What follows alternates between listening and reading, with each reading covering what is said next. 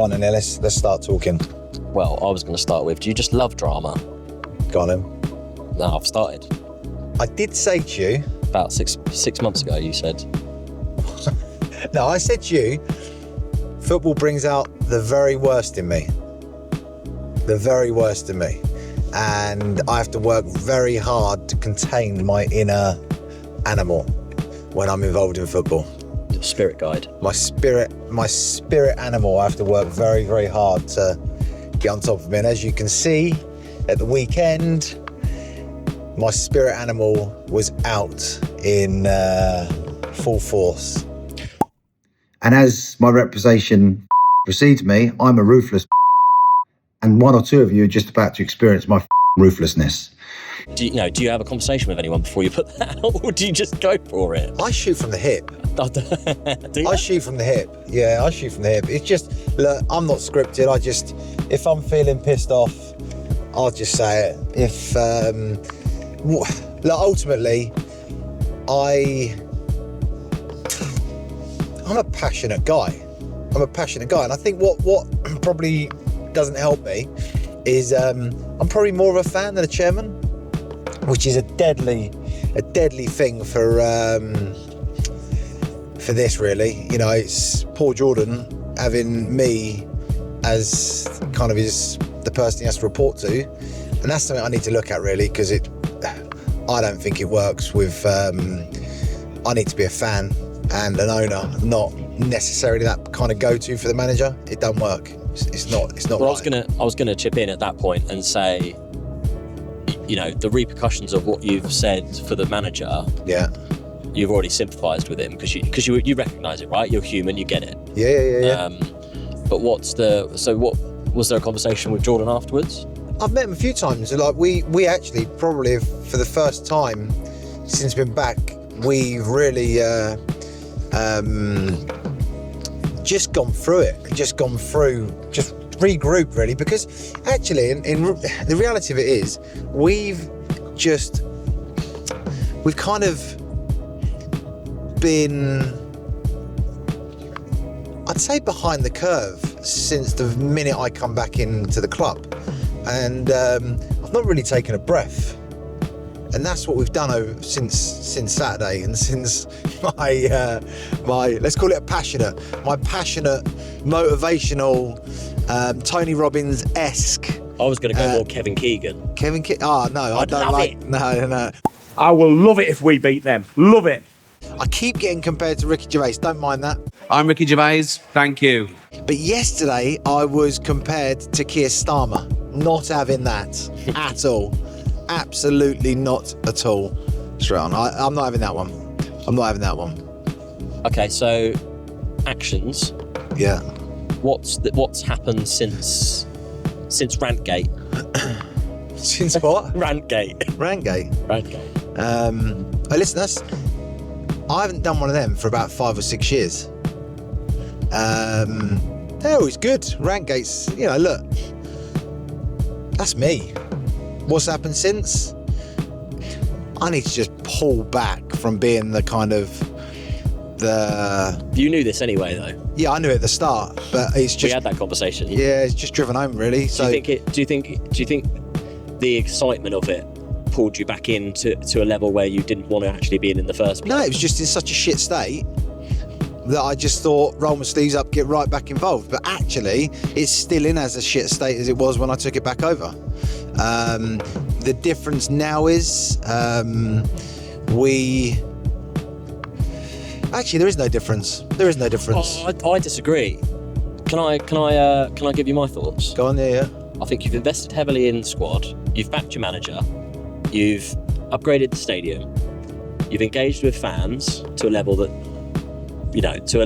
I don't think many chairmen has done before. And I'm talking like, you can engage with fans on a game day whenever, right? You could put together forums. But actually, you do it every day. or every week you give a little update on what's going on behind the scenes of the club. Yeah, but I get hooked out for that now. That was one of the things the fans wanted from me. Well, I don't think you'll ever. I realise that. I don't think you'll ever please everyone. Yeah, no, absolutely. You can't please everyone all the time. People interpret what I say in multiple different ways, so it's just it's. I stood in the stands on Monday night, and some fans loved it, and some fans said, "Well, he is a fan, and he's put his hard-earned money into the club, so why shouldn't he have a voice?" And then the other fan said, "Well, because he's the chairman." Yeah, but it's not I'm not being funny. I'm not the chairman of Man United or a football league club. I'm the chairman of a step-free football club. Yeah. It's different. It is. It's extremely different. The reason people love non-league is because it's real. Tangible. It's tangible. It's there. It's in front of them, right? You can speak to the players in the bar after the game. You can stand on the rail and have a chat with the player while they're warming up. Yeah. It's real. So, that's bollocks. Yeah, agree. I know that lots of clubs now are trying to emulate the quality of content that exists up at the high level, but the reality of this is why I'm doing this is just to just give a view.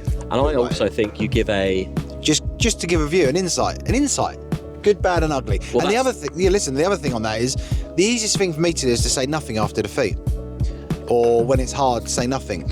But then you would get hooked out for that. So win, lose, draw, as a club, I'm just gonna talk openly about what's gone on that week. I probably need to just steer away from the football and just talk broader about the club, maybe. But then no, because I'm talking as a fan, really.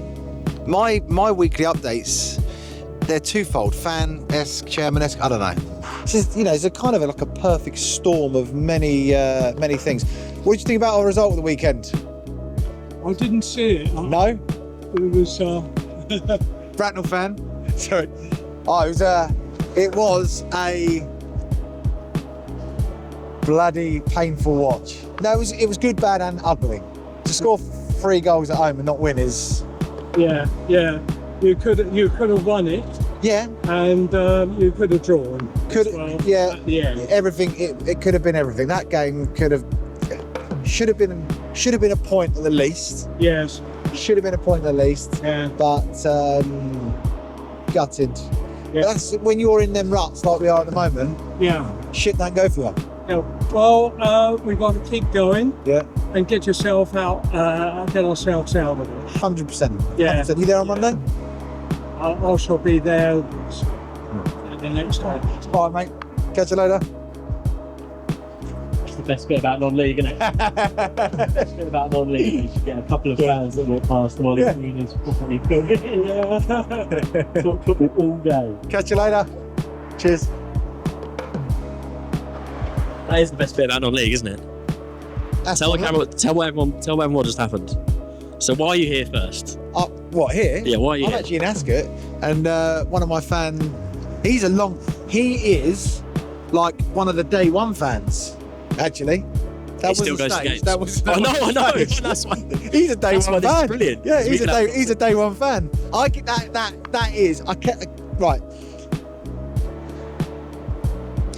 I get it as well. I get it as That is well. why I love it. Like, I could sit at my coffee shop round the corner. I say my coffee shop, my regular, and you see a kid coming in a Bracknell kit. It's like, and it's weird. I'll see the badge, and my memory will go back to just when we scribbled out the new badge. I don't know, just weird things like that, right? Weird things like that. Don't mean a lot to a lot of people, but No, I think in the football community, me and Sim used to walk down the street and have people come up to us and go, "Hello, how are you?" yeah, And you're like, "I have no idea who you are, but you must be a Bracknell fan, or you must be in our case, it was a Barks fan, or someone who watched the game." That's the beauty of the football piece, isn't it? yeah. I'm terrible with names. I remember a face. Terrible with names. But I suppose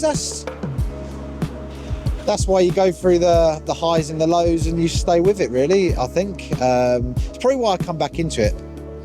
Missed that bit. Yeah. Am I doing a very good job at the moment? No. No. I'm doing a horrendous job. But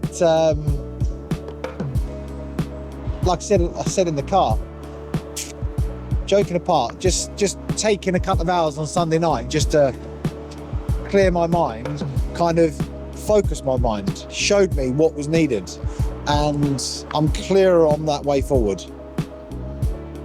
Right, let's go and get a coffee. See, actually, I don't know. That's our thing, like, I don't really know the characters. Don't know them, yeah? You know half of them. I do. How do you think they would respond? They know me. They know me. So, you know. So they won't care. Right, adios. They will care. As in, they won't see it as a. They'll care that I had to do that. Yeah. Oh, just out there on the left. They'll definitely care. They'll definitely care. I mean, when I say care, I mean I imagine they will care about performances, results, but will they see that as a defamation of their character? They won't feel like they've tarred you with the same brush. I think I touched it in the car. No, I used to saying that just own it.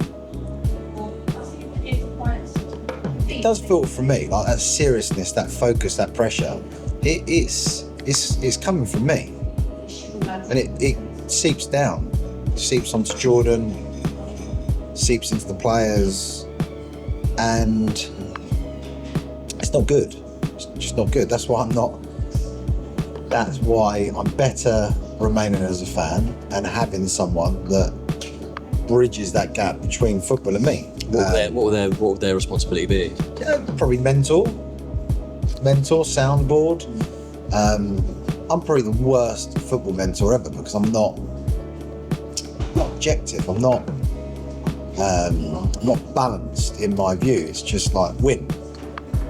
Yeah. That's it. You know. You live and breathe it every day, so the result matters to you more than anyone because you are. I don't know. Yeah and no. I think I probably just have some different reasons to be agitated. Like you touched on, you spend money in the ground, you invest in certain bits of infrastructure. And there's thought that goes behind that. It's not just money. Yeah, I know, but then it doesn't give me more of a right to be, because ultimately it's fans paid their ticket money or bought, spent money in the ground. So they have as much right to be however they want to feel. So we're in the grips of making some changes, some improvements, injecting a bit of talent into the coaching setup, injecting a character to support Jordan, injecting someone between me and Jordan, reorganising the team. Massive recruitment was done in the summer. Some of them didn't work out. So you have to quickly jump on that, fix it, agree that it didn't work out and find replacements.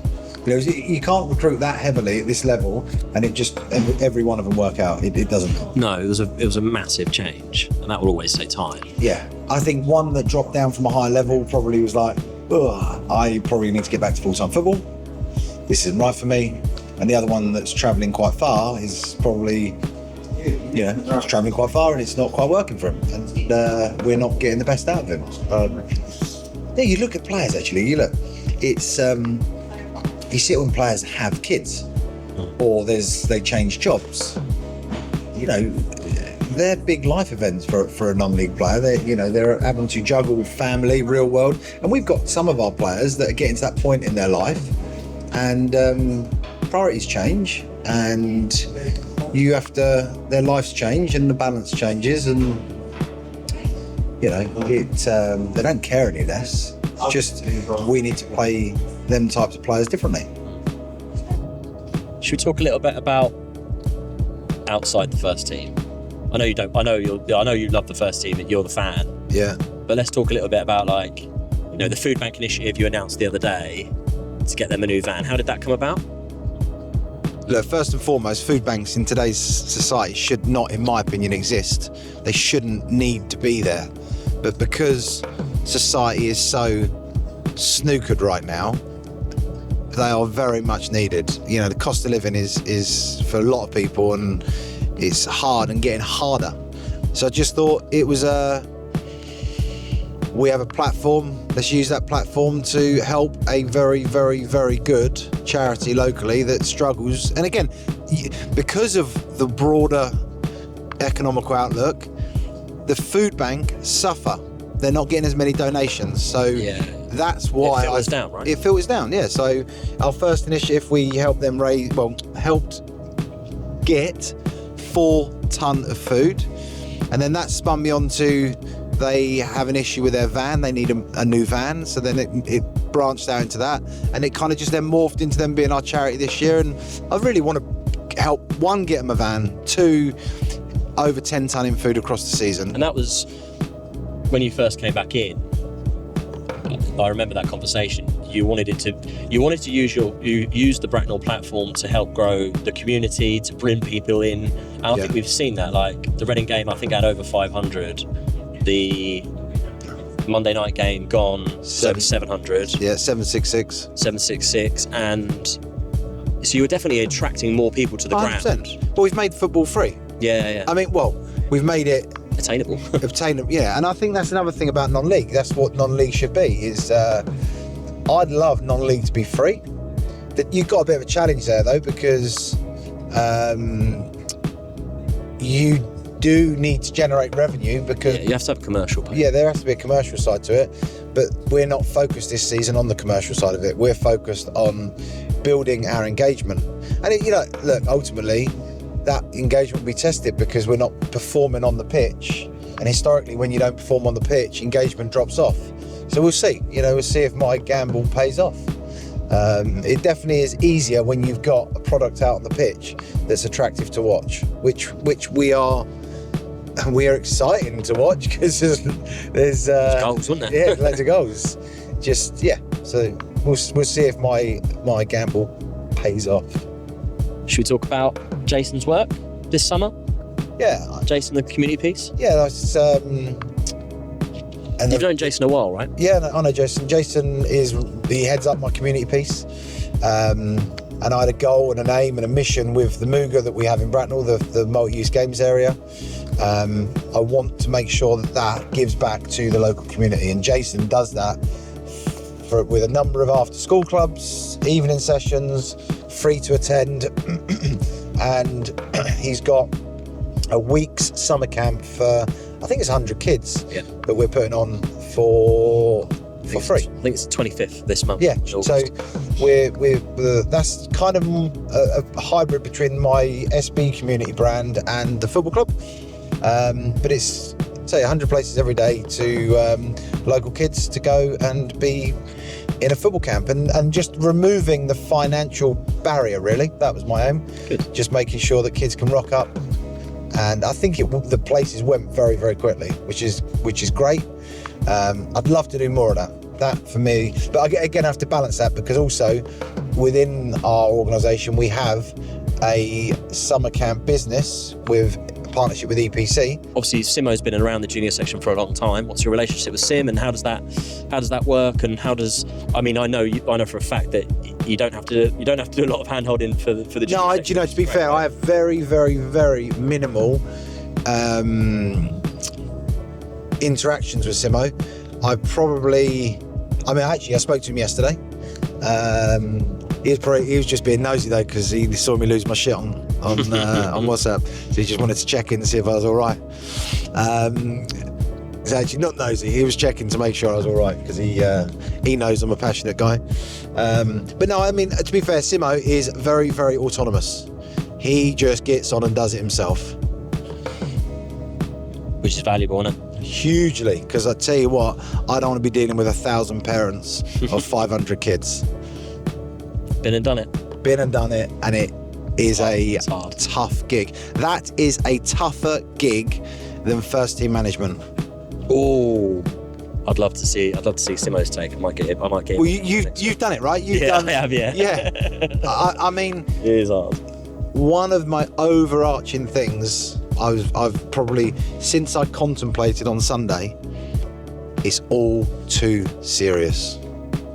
It's all got too serious. We actually look back, and I was looking back at my most fondest times in my first kind of 10 years at the club, and some of my best memories was back down at step 5, where look, we took it seriously, but we had a laugh. We had a real laugh, and that's for me one of the biggest things that's missing in our football club today is that. So there was accountability. You know. Is the stakes higher though? The higher you go up, No, it's not. No, it's, what? Do you get more than 3 points at step 3? No. Well, I'm talking about.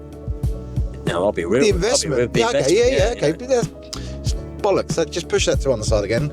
Money. That's it. That's the root cause. Yeah, I know it is. The yeah. evil. I know The it evil is. in this. I know it is. Money. Just park that. You know, you see the comments I get about money. Look, if I choose to go to work, earn my money, and put it into a football club, that's my business. The only person that can hook me on that is my missus. Right? I don't drink. I very rarely go out. My passion is football, and that's where I want to put my money.